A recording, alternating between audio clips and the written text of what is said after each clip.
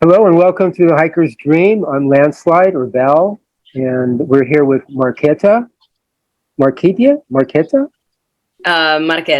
Marketa. Okay, from Czech Mhm. Republic, and I saw you online with your family hiking the PCT, and I was really curious about what's going on with that. Um, and we'd love to hear your story. So maybe talk to me about how what's going on right now with that. I'm kind of not in the I mean, loop. we got off trail about a month ago, A and month. just trying to get back in the swing of things. It's been pretty difficult adjusting from trail life to home life, but it's also incredibly easier with the kids. We live with my parents, so we have a lot of help. Um, yeah. What made you get off the trail? What happened? Uh, Where were you? it was kind of a series of things. The main, well, one of the first things that started happening was hiking with our youngest, our 2-year-old, was getting increasingly more difficult. Um, lots of uh, lots of struggle keeping him in the backpack, and he's 2-year-old, so not able to hike fast enough with us. So it was constantly taking him in and out of the backpack, which was incredibly exhausting. Now that's Um, Standa, right? Standa? yeah, Is yeah, could he walk at all, or not? Not at yeah, all. yeah. He did on good days about 4 miles. That was I think his most. But it was my husband would hike with our two older kids ahead, and I would be hiking maybe like half a mile per hour, just a very slow pace. Yeah. And whereabouts did you get off? Whereabouts was it? Cascade Locks. Oh, The last stretch of the trail, we were skipping around a lot, trying to figure out any possible sections that we could do. That was also the second reason we got off, is because we went up to Washington, and we found out that Washington was like extremely remote, and the stretches were incredibly long, some of them over 100 miles, which for us is too long to carry all the necessary food and water and have everything that we need for all the kids and us. what was your bait? What was your the most weight you ever carried on your back in terms of Definitely supplies? my husband, somewhere in the desert. I would say he was carrying like 80 Woo! pounds. That's, Yeah, it's like military, grueling military training. yeah, I Jeez. don't know how he did that. It was an incredible amount of water. Yeah, there was a couple stretches of, 20 miles without water, which was in the desert for us about two days, 1.5 days. So a lot of water. Did you then skip around? Is that what you did? Yeah, yeah. So Sections? the first 1,200 miles we did basically as any other thru hiker would do, from Mexico to Quincy. Wow.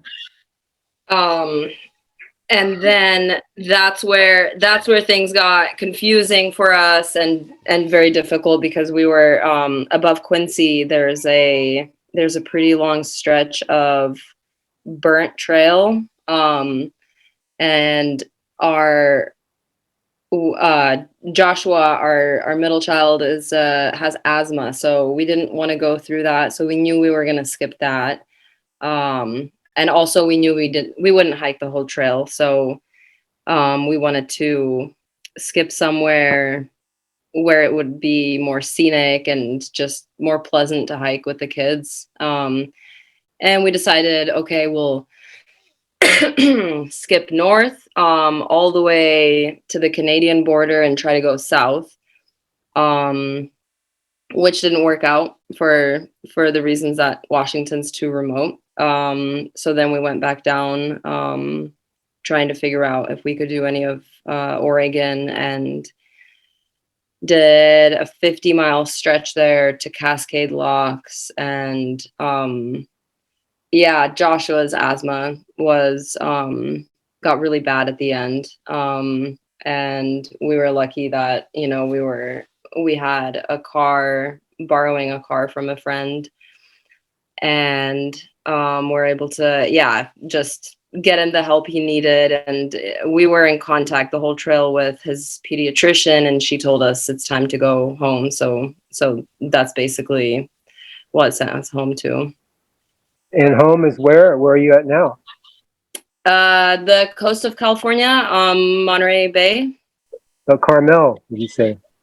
Yeah. I'm from the Bay Area, Palo Alto. Basically, I was raised there. Oh, cool. Okay. I've been to Carmel, of course. Yeah. Yeah. Any plans of going back on trail this year or any other year? No, definitely. I mean, I have lots of, you know, we do a lot of adventuring, yeah, small adventures and stuff. But I mean, it's getting cold, and my husband is back at work now, and yeah, so we're trying to save up some money for another adventure, and which is hopefully going to happen. We would love to do something again. Now, how many miles did you put in then total, you figure? 1,300. That's quite an accomplishment. Yeah, I mean, you know, I didn't think we would hike that far at all. Yeah. Well, how did you get through the Sierras with the 3 kids? I think we got really lucky with this year. There wasn't a lot of snow, and it was melting really fast. And by the time we got there, it was still pretty early in the season. Like, I think last year, had we tried to enter the Sierras at the time that we did, there would have been too much snow. But this year it was just enough snow to make it exciting. And I mean, if you ask the kids, they'll say that the Sierras were their favorite part because of the snow. They absolutely loved, you know, sliding on it and, yeah, walking on it and stuff. Well, that's the thing. How about post holing? It seemed like they disappear down there somewhere. No, they're so light. They didn't post hole. No, yeah, they're too light. Huh? Yeah, I think so. We didn't have any issue. Everybody talked about post holing, but even me and David didn't really struggle with that. Too much. We post holed a couple times, but not like, you know, post holing for a mile straight every step you take. That never happened. Yeah. I did it in 2014 with my 27-year-old son, and we had a good winter too, where there wasn't a lot of snow. The river crossings weren't that bad. So what about the river crossings too with 3 young children? How did that work? I mean, we carried them across. Okay. Yeah, the big ones. If there was a log, we'd let them, you know, try if they wanted to cross on their own. But yeah, just, you know, going slowly. And yeah, it wasn't a problem at all. Yeah, there was it never felt dangerous. Never felt dangerous on the trail. Yeah. 14 miles a day average, or what do you figure your average was? I think like 10. 10? Yeah. We did a lot of days above that, but if you count in how many 0 days we had in town and stuff, I think it's more of 10. Did you get hitches too? A lot of hitchhiking? Yeah, we tried to do it that I would stay with the kids on trail, and then my husband would go in to resupply us. And but a lot of the times, you know, you're hitchhiking on little mountain roads, and town is, you know, really close by, so we felt pretty comfortable. And, you know, usually you can tell if a person is has a good head. Yeah. Now, at what point did you decide to do this? Was there like a moment that somebody, you or David or Mm. Joshua decided they wanted to do this trail? Huh? I mean, me and my husband have been talking about doing the trail since we met in 2014 because I had hiked it in 2012 and Oh, I just thought oh, it you was such a did. great experience. Okay. Yeah, yeah. Oh, congratulations, you did it. Okay. Yeah, yeah. And for some reason, every year it just like wasn't working out. Things kept getting in the way of that. Then we had Sequoia, and then it felt like really impossible. Because I had started researching backpacking with kids and stuff and couldn't really find any information online, which is definitely different now. When I tried to look, I feel like there's a lot more information about the topic now on the Did, internet. did you meet the field trip, the four boys and their mom on We trail saw with you? them. Yeah. We saw them, but they were, I mean, they just look like an incredible family. I mean, they were hiking so fast. Yeah, we were blown away by them. We heard stories. Now, when I was hiking, there was a little buddy, I think his name was, I think he was 6 years old, hiking with his parents. And he had done the AT with his parents the year before. I think his name was Little Buddy. And he was, I don't know if they ever finished, but he was a youngster, 6 years old too, managing Yeah, it. yeah. So Oh, I that's think you guys are, I mean, you're what dreams are made of, what you're doing, and for the kids and for us, the watchers, looky loos on, but the kids that are going to benefit from this, I think it's incredible what you're teaching them through these experiences of survival and adventure. I mean, yeah. they'll never be the same. I mean, this Hmm. is incredible. My 27-year-old, I wish I'd started earlier with him, but now since the trail, he's become trail maintenance guy up here in Northern California. And, for me too, it affected me to where I'm more concerned with the environment and planet, exactly what's going on. So the experience, I'm sure, is ingrained in them.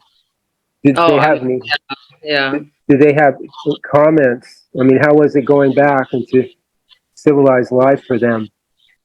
I mean, it kind of blew my mind. I thought there would be some issues with it, but really their transition back home was really flawless. I mean, I guess that's the nature of children. They're so great at adapting. At least our kids, I just see that so much with them that um they don't stay stuck in the past or Yeah. are stuck in something that they want in the future. They're like very grounded, which is incredible because I had a really hard time. I was like, yeah, depressed for 2 weeks, just very disoriented, feeling like, um, yeah, just out of sorts. And the kids really helped me with the transition. And yeah, I would show them pictures and videos from our hike, and yeah, they really miss it. They say they keep telling me, like, when we go hike now, they talk about the PCT and all the people we met, and yeah, they wanna hike again, which is also a big surprise. There was a lot of hard moments, not just great, uh yeah, smiling, laughing. So it's a huge relief to hear my older kids express, their joy for the adventure that we did. Yeah. What is what's the main thing each of them took away? Sequoia, Joshua, Standa, does each of them individually have something that they brought back that you could share? What they're really excited about or memorable about? Like a memory. Yeah, or something that they carry with them now since the trail. There's something. I mean, we each bring back something, an awareness or perception or an attitude or an idea or something I mean, That's so, yeah, it's so hard to say. I mean, I saw the most growth in Joshua for sure. He was very dependent. I mean, yeah, I wrote about this on our Instagram. Like I held his hand for so long on the trail, and I saw him transition from that, like being his kind of crutch, to letting go and leading us often down the trail, which that was just such a special thing to witness in him.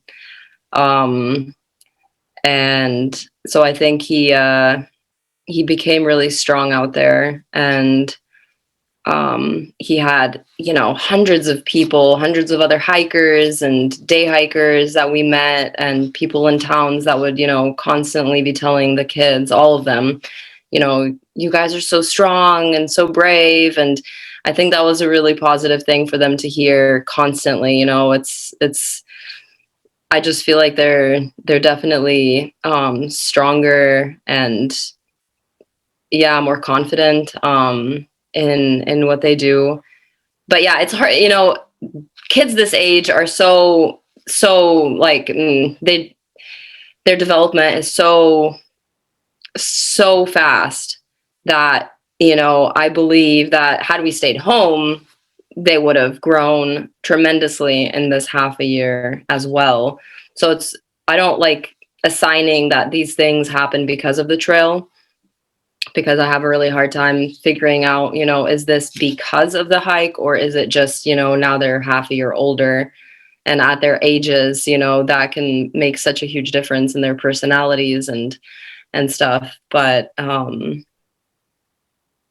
how yeah, about the fact that they just kept, being cheered on by other people and hearing that, you guys are strong kids. And I think that definitely made a huge lifelong impression on them for sure. for all of us? Yeah, it's yeah. How about Sequoia? Sequoia, I think really learned how to be a big sister out there. I think she really bonded with her brothers. I saw that in her a lot.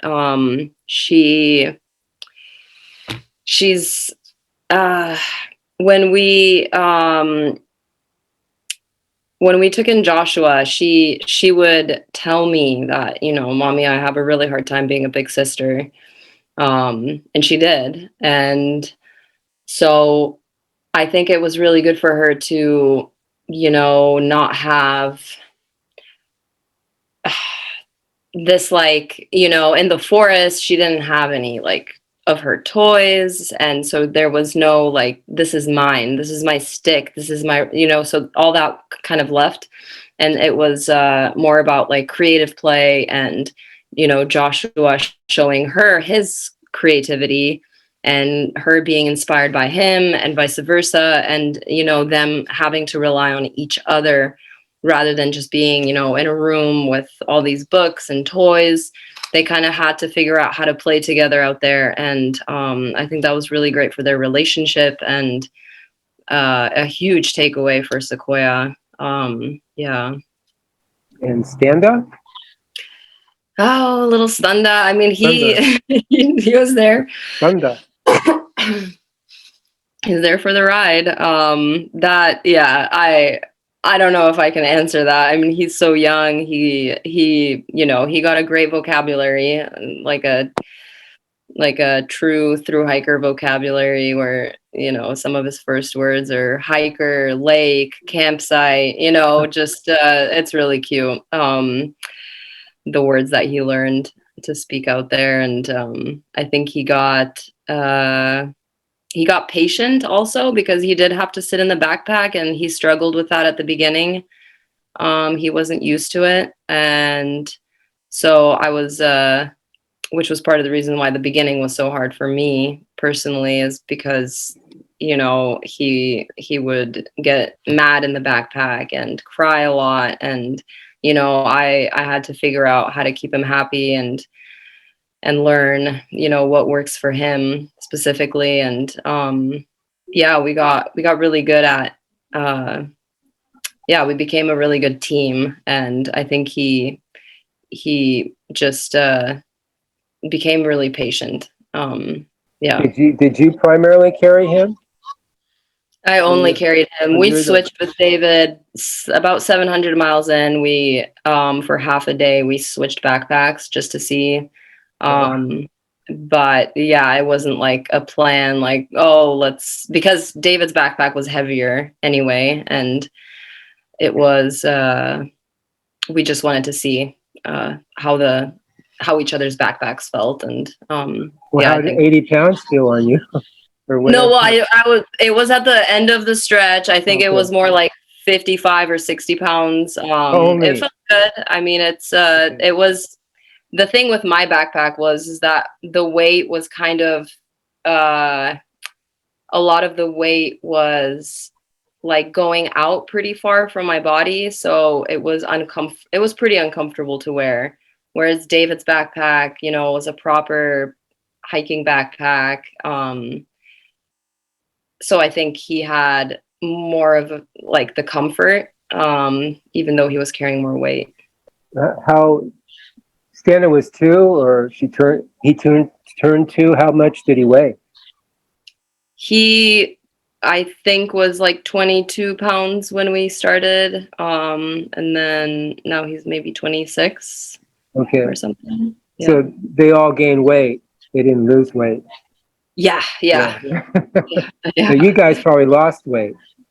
Right? I think so. I'm not sure about my husband. He was trying to not lose weight. So Okay. yeah. Uh, But we didn't weigh ourselves or anything like that. So we don't really know. I think the cool thing is this is pre-scholastic academic schooling, right? None of them had been to preschool or anything like that. They did. I put them in You did. preschool Okay. a couple months before the hike, and then I pulled them out. Yeah. Are you planning to homeschool, or are you going to send them to We the regular? are. Yeah. I haven't really Good for talked you. about it. Good for you. Yeah, I think it's The transition will be great. I mean, perfect. mhm. If you start Yeah. like the indigenous people, I mean, they're teaching their kids how to survive. That's the main thing.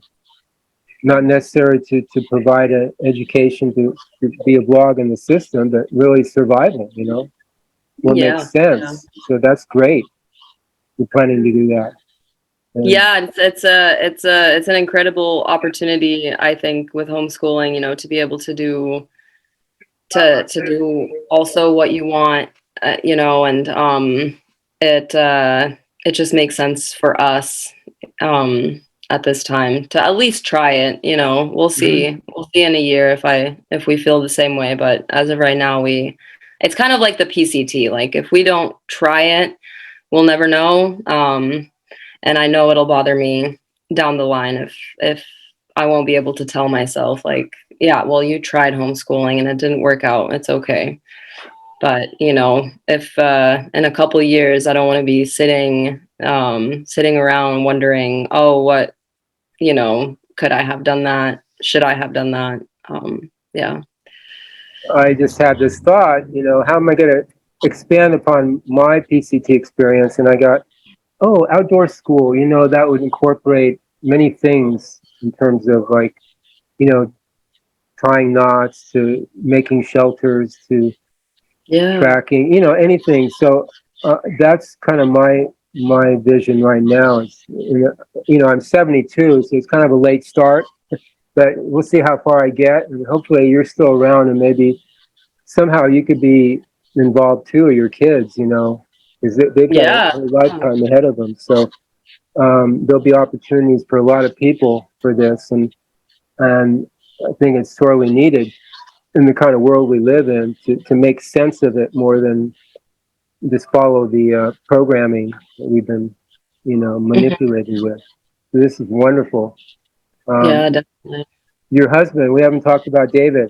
What's going on with him? And he's back into maintenance, or the forest ranger, or what does he do? He works for historical restoration for state parks right Okay. now. Okay. He transitioned from building trails to that. a couple years ago, and so he's back doing that.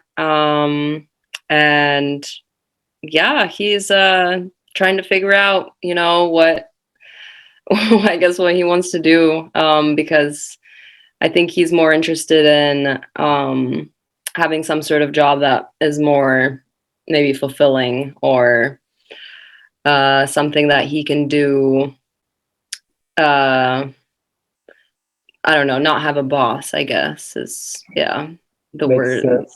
way to say it. Yeah, I don't know. It's just something from his heart more. Oh yeah, totally makes sense. I mean, Hmm. again, we've been like again programmed to think, we get a job and raise a family, have a few thrills, and then we pass on. But like the indigenous people, they didn't really have jobs. They just, did what they had to do to survive, and each buddy had their certain area of expertise, and they made sense of things. And plus they didn't destroy their environment in the process, Hmm. which is a key. They supported the environment that supported them. So Yeah. the more people like you out there, the better off our planet will be. And Yeah. what are your ages again? Do you mind, you and David's age? Do you mind?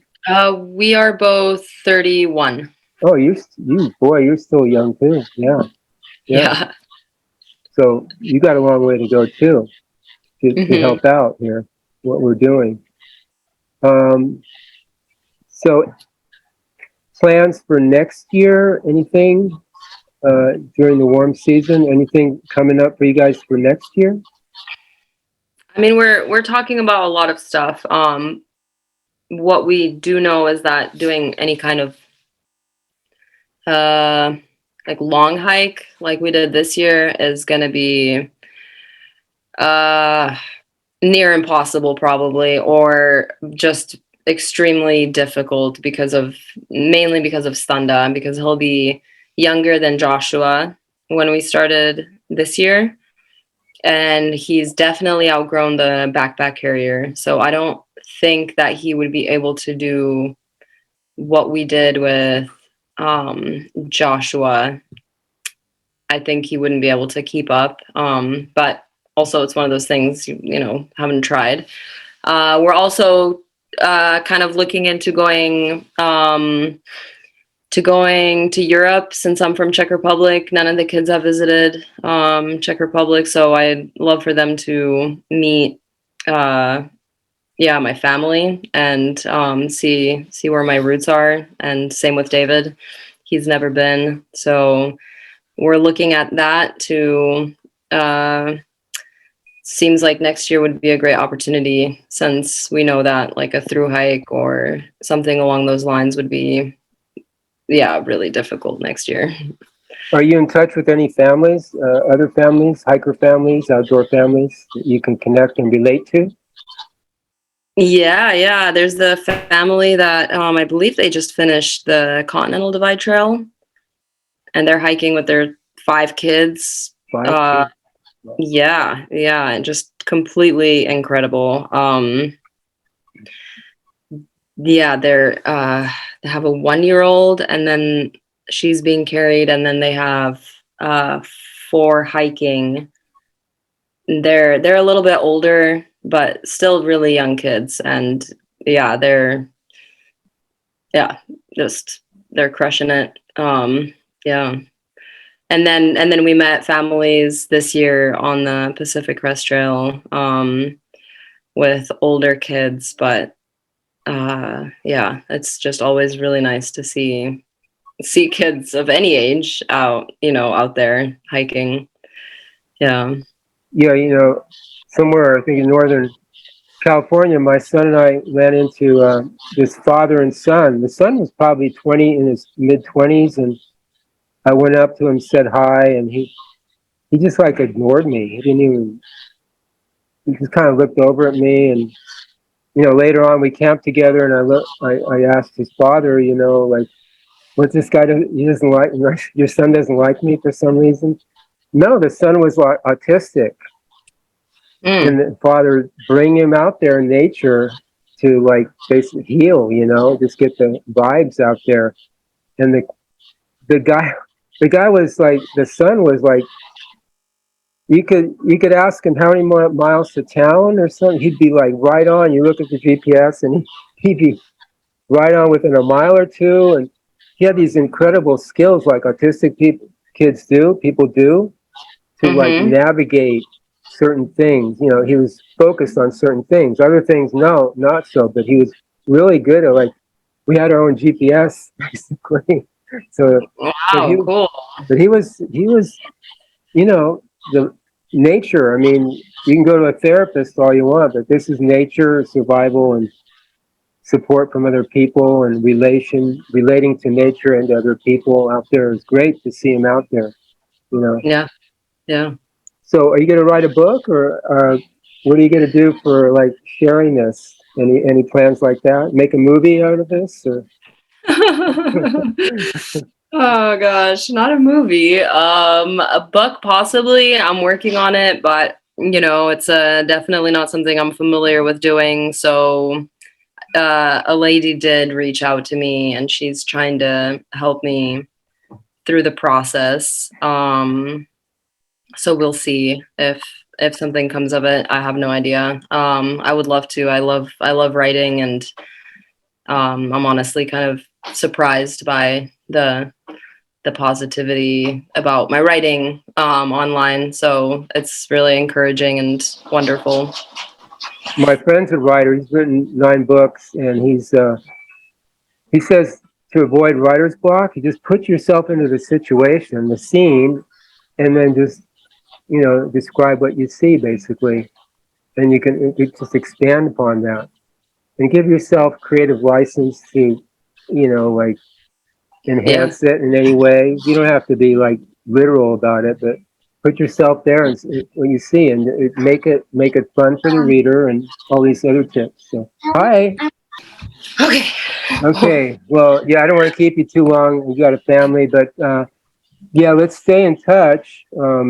I like what you're doing. Do you have any advice for other families with kids about that? I mean, definitely to Did they go on a hike or or what? I think if someone's really passionate about, it doesn't have to be hiking necessarily, but I just feel that my takeaway from this is to kind of, just because you have kids, to not give up on your dreams. I think that's really important, because it's as much about the parents as it is about kids. I mean, I felt incredibly relieved to be doing something with the kids that I thrive in and connect with. So, and I think that's a really positive thing for the kids to see their parents doing stuff that they want to be doing. And it doesn't matter if they like hiking in the future. It's the fact that they just see that, oh, you go after these things that make you happy, and it's important to do what gives some sort of purpose and stuff to your life. Yeah, so I think That yeah. bond will be there forever. I mean, you got that. Yeah. You got that. A lot of it's just subconscious, unconscious. That bond that you shared something real, not sharing. I don't know. It's just in this virtual world, it's hard to find something real. And nature is a demonstration of something more real. So, Yeah, definitely. and Okay. then we'll just keep Yeah. in touch. Hopefully, we can keep in touch. And I love what you're doing. Say hi to David and all the kids, and Yeah. I'll Yeah. see you on the trail maybe. Yeah. Thank you. Thank you so much. Thank you, Marketa. Yeah. Bye. Thank you. Bye-bye. Bye.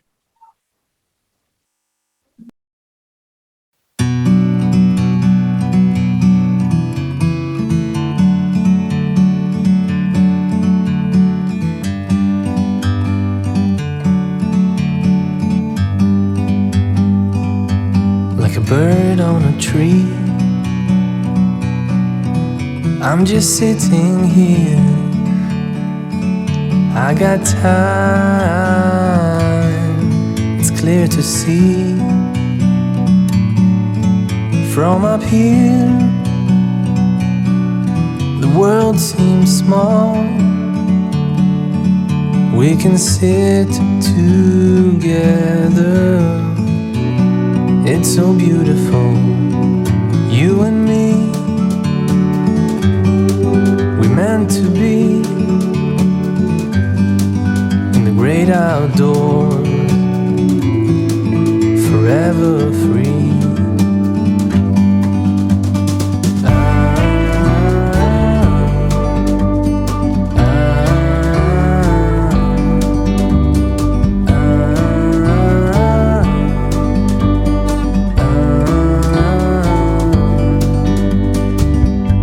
Sometimes you need to go and take a step back.